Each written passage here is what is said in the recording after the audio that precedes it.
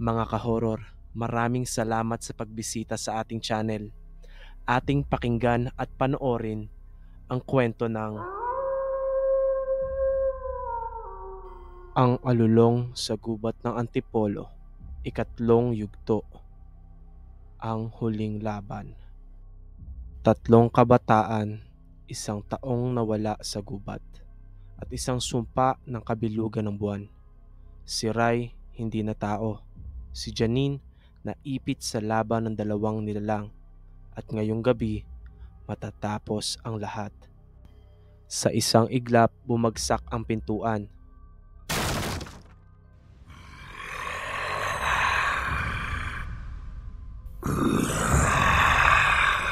Pumasok ang pinuno ng mga taong lobo. Mas malaki, mas mabangis at mas gutom. Napasigaw si Janine, "Ray, kung may natitira pang tao sa'yo, tulungan mo ako." Sa halip na umatake, biglang sumunggab si Ray sa pinuno. 2 mabangis na nilalang ang nagsalpukan.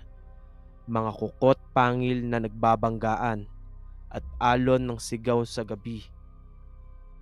Tumilapon si Ray sa puno, ngunit bumangon muli. Mabilis ang bawat galaw. 1 hampas ng kuko, 1 kagat na nagpadugo sa balikat ng pinuno. Pero mas mabilis ang kalaban. Inilampaso si Ray sa lupa.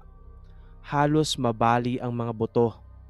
Sabi ni Janine, kung tama ang alamat, ito lang ang makakapatay sa kanila.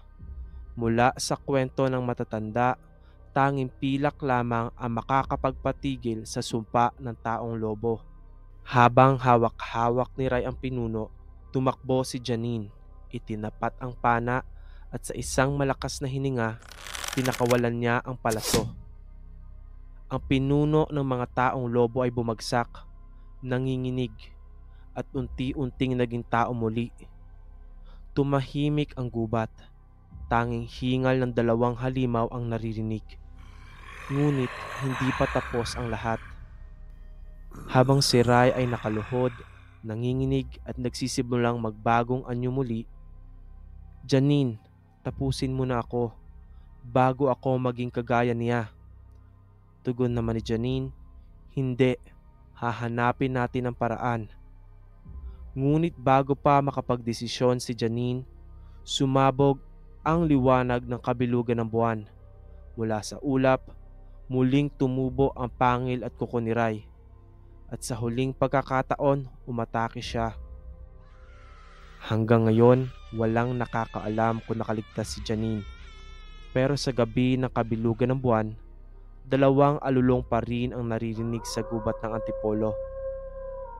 Mga ka-horror, maraming salamat sa pakikinig at panonood sa huling yugto ng ating serye na Ang Alulong sa Gubat ng Antipolo.